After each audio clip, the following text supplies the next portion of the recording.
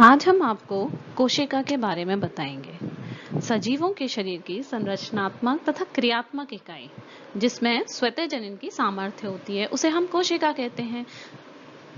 कोशिका की खोज सर्वप्रथम 1665 में रॉबर्ट हुक ने कॉर्क पेड़ की छाल के पतले भाग जिसे हम स्लाइस कहते हैं उसमें सूक्ष्मदर्शी की सहायता से देखा। उन्हें जाल की तरह कुछ संरचनाएं दिखाई दी जिन्हें कोशिका कहा गया। अब कोशिका की संख्या के आधार पर सजीवों को दो वर्गों में बांटा गया है। पहले एक कोशिकीय जीव और दूसरे बहुकोशिकीय जीव। एक कोशिकीय जीव वे जिनका शरीर केवल एक कोशिका से मिलकर बना होता है तथा बहुकोशिकीय वे जिनके शरीर में एक से अधिक कोशिकाओं से मिलकर बना होता है। एक कोशिकीय जीव के उदाहरण हैं जैसे अमीबा, पैरामीशियम, युगलीना तथा बहुकोशिकीय जीव में कौन आते हैं जैसे हाथी, मनुष्य, बंदर यानी कि स्तनधारी जीव, कुछ पादप। ये बहुकोशिकीय जीव के उदाहरण हैं। हम आपको बताते हैं कोशिका की आकृति के बारे में। कुछ कोशिकाएं होती हैं जैसे कि अमीबा हुआ जो कि एक्चुअली में एक जीव होता है, उसकी आकृति अनियमित होती है अर्थात वो अपना आकार बदल सकता है। उसी तरह मानव के रक्त में पाई जाने वाली जो श्वेत रक्त कणिकाएं या WBC होती हैं वो भी एक कोशिकीय होती हैं तथा अमीबा की तरह ही वो भी अपना आकार बदल सकती हैं। और अधिकतर कोशिकाओं की आकृति होती है वो या तो गोल होती हैं, चपटी, लंबी, इस तरह से होती हैं जैसे आपको चित्र में दिखाया गया है।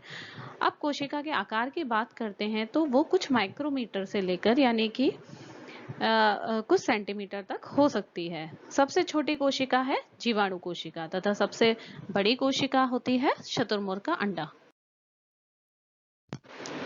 कोशिका के मुख्यतः तीन भाग होते हैं। पहला बाहरी भाग कोशिका झिल्ली, जो पादपों में कोशिका झिल्ली के ऊपर एक और दृढ़ आवरण होता है जिसे हम कोशिका भित्ति कहते हैं।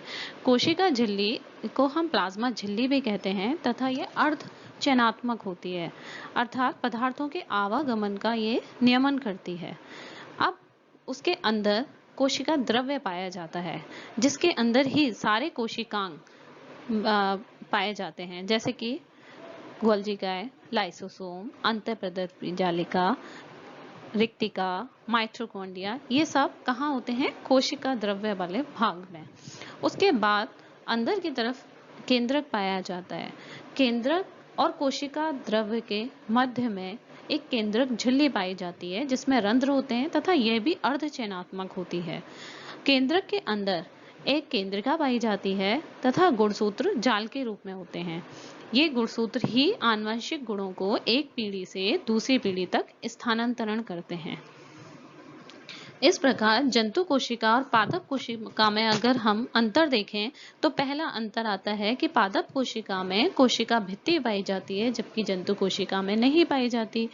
पादप कोशिकाओं में रिक्तिका बहुत बड़े आकार की होती हैं जबकि जंतु कोशिका में वे छोटे आकार की होती हैं।